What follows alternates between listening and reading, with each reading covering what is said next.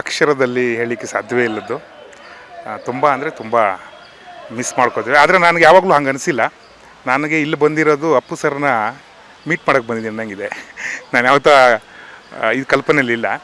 ಅವ್ರು ನಮ್ಮ ಜೊತೆಗೆ ಇದ್ದಾರೆ ಅನ್ನೋ ಒಂದು ಆ ಕಲ್ಪನೆಯಲ್ಲೇ ಇದ್ದೀನಿ. ಯಾಕಂದರೆ ಅವ್ರು ಇಷ್ಟು ಜನರ ಹೃದಯದಲ್ಲಿ ಮನಸ್ಸಲ್ಲಿ ಇದ್ದಾರೆ ಅಂದರೆ ಅವರೆಲ್ಲೂ ಹೋಗಿಲ್ಲ, ಇಲ್ಲೇ ಇದ್ದಾರೆ ಅಂತ. ಮೊದಲನೇ ಸಿನಿಮಾನೇ ನನ್ನ ಪರಮಾತ್ಮ ಆಗಿದ್ದರಿಂದ ಅವ್ರ ಜೊತೆ ಭಾಳ ಪ್ರೀತಿಯ ಒಡನಾಟ ಇತ್ತು. ಆಮೇಲೆ ಇನ್ನೊಂದೇನೆಂದರೆ ನಮ್ಮೂರು, ಆಮೇಲೆ ನಮ್ಮ ಭಾಷೆ ಅವೆಲ್ಲ ಅವ್ರಿಗೆ ಭಾಳ ಇಷ್ಟ ಆಗಿತ್ತು. ನಮ್ಮ ಹಾಡುಗಳು, ನಮ್ಮ ಕಾಡಿನ ಹಾಡುಗಳು. ಯಾಕಂದರೆ ಅವ್ರದ್ದು ಬೇಸ್ ನೋಡಿದ್ರೆ ಚಾಮರಾಜನಗರ ಆ ಕಡೆ ಕಾಡು. ಸೊ ಹಾಗಾಗಿಬಿಟ್ಟು ಅದು ಭಾಳ ಇಷ್ಟ ಆಗಿತ್ತು ಅವರಿಗೆ. ಈಗ 4ನೇ ವರ್ಷ ತುಂಬ ಮಿಸ್ ಮಾಡ್ಕೊಳ್ತಾ ಇದ್ದೀವಿ. ಯಾಕಂದ್ರೆ ನಾನು ಸಿನಿಮಾ ಇಂಡಸ್ಟ್ರಿಯಲ್ಲಿ ಇದ್ದೀನಿ, ಆ್ಯಸ್ ಎ ಪ್ರೊಡಕ್ಷನ್ ಮ್ಯಾನೇಜರ್ ಆಗಿ ವರ್ಕ್ ಮಾಡ್ತಾ ಇದ್ದೀನಿ. ಅವ್ರ ಜೊತೆ ಒಂದು 2-3 ಸಿನಿಮಾನೂ ಕೆಲಸ ಮಾಡಿದ್ದೆ ಮುಂಚೆ ಎಲ್ಲ, ಮತ್ತು ಕಲಾವಿದರನ್ನು ಕಳಿಸ್ಕೊಡ್ತಾ ಇದ್ದೆ. ಈಗ ಅವರು ಸತ್ತಾಗ ನಾನು ಅವರು ಒಂದು 4-5 ದಿನ ಅವರ ಮನೆಯಲ್ಲೇ ಜೊತೆಗಿದ್ದೆ. ಆ್ಯಕ್ಚುಲಿ ಸಿನಿಮಾ ಇಂಡಸ್ಟ್ರಿ ನಾನು 25 ವರ್ಷ ಆಯಿತು. ಇವತ್ತು ಬೆಳಗ್ಗೆಯಿಂದ ಇಲ್ಲೇ ಇದ್ದೀನಿ. ಸೊ ಮನಸ್ಸಿಗೆ ತುಂಬ ನೋವಾಗ್ತಾಯಿದೆ. ಆದರೆ ಅವ್ರನ್ನ ಕಳ್ಕೊಂಡಿದ್ದೀವಿ ಅಂತ ನಾವು ಹೇಳೋಕ್ಕಾಗಲ್ಲ. ಇವತ್ತು ನಮ್ಮ ಮನಸ್ಸಲ್ಲಿದ್ದಾರೆ. ಇವತ್ತು ತುಂಬ ನೋವಾಗತ್ತೆ. ಆದರೂ ಅವ್ರು ನಮ್ಮ ಜೊತೆಗಿದ್ದಾರೆ ಅಂತ ಅಂದ್ಕೊಂಡಿದ್ದೀವಿ. ಸೊ ನಾನು ಸಿನಿಮಾ ಒಬ್ಬ ಡೈರೆಕ್ಟ್ರಾಗಿ, ಮ್ಯಾನೇಜರಾಗಿ ಈ ಸಂದರ್ಭದಲ್ಲಿ ಸೊ ಏನೋ ಒಂದು ದುಃಖ ಮತ್ತು ಸಂತೋಷ ಎರಡೂ ಇದೆ. ತುಂಬ ಕಾಡುತ್ತೆ. 4 ಇಯರ್ಸ್ ಆಗಲಿ 40 ಇಯರ್ಸ್ ಆಗಲಿ ಅವರು ಇಲ್ಲ ಅನ್ನೋದು ಕಾಡ್ತಾನೆ ಇರುತ್ತೆ. ಒಂದಷ್ಟು ವರ್ಷಗಳು ನಮಗೆ ಸರಿ ಶೂಟಿಂಗ್ ಹೋಗಿದ್ದಾರೆ, ಬರ್ತಾರೆ ಆ ಥರ ಒಂದು ವೇಟಿಂಗ್ ಅನ್ನೋದು ಒಂದಿತ್ತು. ಬಟ್ ಈಗ ಅದು ಎಲ್ಲೋ ಒಂದು ಕಡೆ ಮಿಸ್ಸಿಂಗ್ ಫೀಲಿಂಗ್ ಬರ್ತಾಯಿದೆ. ಯಾಕಂದರೆ ಬರೀ ಅವ್ರನ್ನ ವಾಟ್ಸಪ್ಪಲ್ಲಿ ನೋಡೋದು, ಇನ್ಸ್ಟಾಗ್ರಾಮಲ್ಲಿ ನೋಡೋದು, ಯೂಟ್ಯೂಬಲ್ಲಿ ನೋಡೋದೇ ಆಯಿತು. ಅವರ ಒಂದು ಸ್ಮೈಲ್ನೂ ಬರೀ ನಾವು ಫೋಟೋಸ್ ಮುಖಾಂತರ ನೋಡೋದಾಯಿತು. ಫೋಟೋ ತೆಗ್ಸ್ಕೊಳಕ್ಕಾಗ್ತಾಯಿಲ್ಲ ಅವ್ರ ಜೊತೆ. ಆಮೇಲೆ ಆ ವಾರ್ಮ್ ಹಗ್ ಇರ್ಬೋದು ಮಾಮಂದು, ಅವೆಲ್ಲ ಮಿಸ್ ಮಾಡ್ಕೊತಾ ಇದ್ದೀವಿ. ಎಲ್ಲೋ ಒಂದು ಕಡೆ ಸಬ್ಕಾನ್ಷಿಯಸ್ ಆಗೋದು ಹೊಡಿತಾ ಇರುತ್ತೆ. ಅವರು ಇಲ್ಲ ಅನ್ನೋದು ತುಂಬ ಮಿಸ್ ಮಾಡ್ಕೊತೀನಿ. ಪರ್ಸ್ನಲಿ, ಪ್ರೊಫೆಷ್ನಲಿ ಎಲ್ಲ ರೀತಿಯಲ್ಲೂ ನಾನು ಮಿಸ್ ಮಾಡ್ಕೊತೀನಿ. ಬಟ್ ಅದೇ ನೀವು ಹೇಳಿದಾಗೆ ಜನರ ಮುಖಾಂತರ, ಅವರ ಪ್ರೀತಿ ಮುಖಾಂತರ, ಅವ್ರು ತೋರಿಸುವ ಪ್ರೀತಿ ಮುಖಾಂತರ ಅವ್ರು ಯಾವಾಗಲೂ ಜೀವಂತವಾಗಿರ್ತಾರೆ.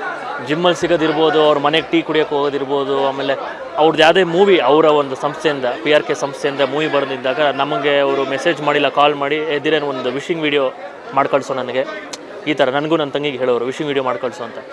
ಅವ್ರಿಗದು ಏನಕ್ಕೆ ಆ ಥರ ಒಂದು ಇದು ಅಂದರೆ, ಅವ್ರಿಗೆ ಅದೇನೋ ನಾನು ಅವ್ರ ಒಂದು ಪೇಜಲ್ಲಿ, ಇನ್ಸ್ಟಾಗ್ರಾಮ್ ಪೇಜ್ ಇರ್ಬೋದು, ಫೇಸ್ಬುಕ್ ಪೇಜಲ್ಲಿ ಮುಖ ಪರಿಚಯ ಆಗಲಿ ಅಂತ. ನನಗಿರ್ಬೋದು, ಧನ್ಯಂಗಿರ್ಬೋದು, ವಿನಯ್ ಗುರು, ನಮಗೆಲ್ರಿಗೂ ಅವ್ರಿಗೇನೆಂದರೆ ಆಗ ಮಕ್ಕಳು, ಇನ್ನು ಮೊಮ್ಮಕ್ಕಳಿಗೆ ನನ್ನ ಪೇಜ್ ಮುಖಾಂತರ ಒಂದು ಮುಖ ಪರಿಚಯ ಆಗಲಿ ಅಂತ ಅವ್ರಿಗೆ ಅದೆಲ್ಲ ಮಾಡ್ತಾಯಿದ್ರು.